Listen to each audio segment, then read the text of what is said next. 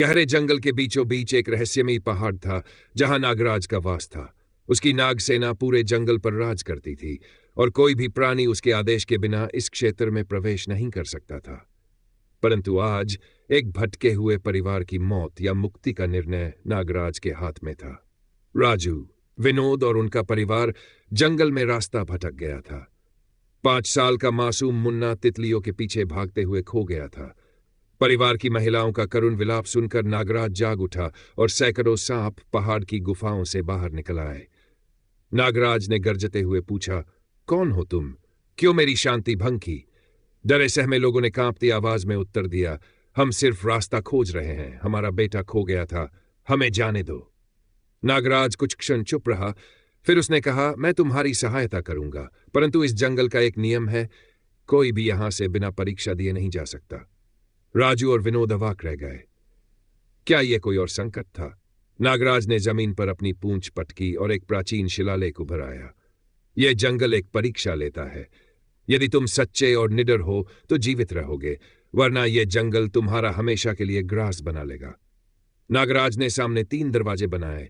पहला दरवाजा जलती हुई सुरंग थी जिसमें प्रवेश करते ही मौत तय थी। दूसरा दरवाजा अंधकारमय गुफा थी जहां से लौटने का कोई रास्ता नहीं था।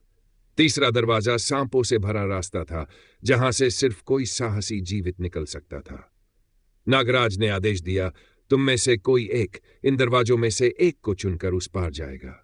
अगर वह जीवित बाहर आया तो तुम्हारा पूरा परिवार सुरक्षित बाहर जाएगा, वरना तुम सभी यहीं रहोगे।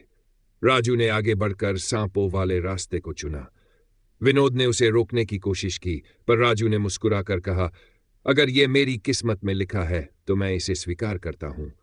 जैसे ही वह सांपों के रास्ते में घुसा, नागराज की आंखों में एक रहस्यमयी चमक आई। राजू ने हिम्मत से आगे बढ़ना शुरू किया।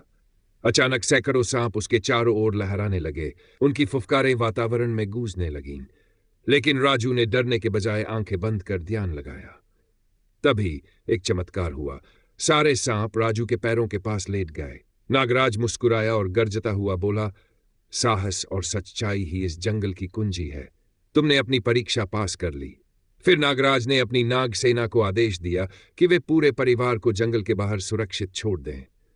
जब पूरा परिवार जंगल से बाहर जाने लगा तो राजू ने आखिरी बार पीछे मुड़कर देखा, लेकिन नागराज, सांप और वह विशाल पहाड़ सब गायब हो चुके थे।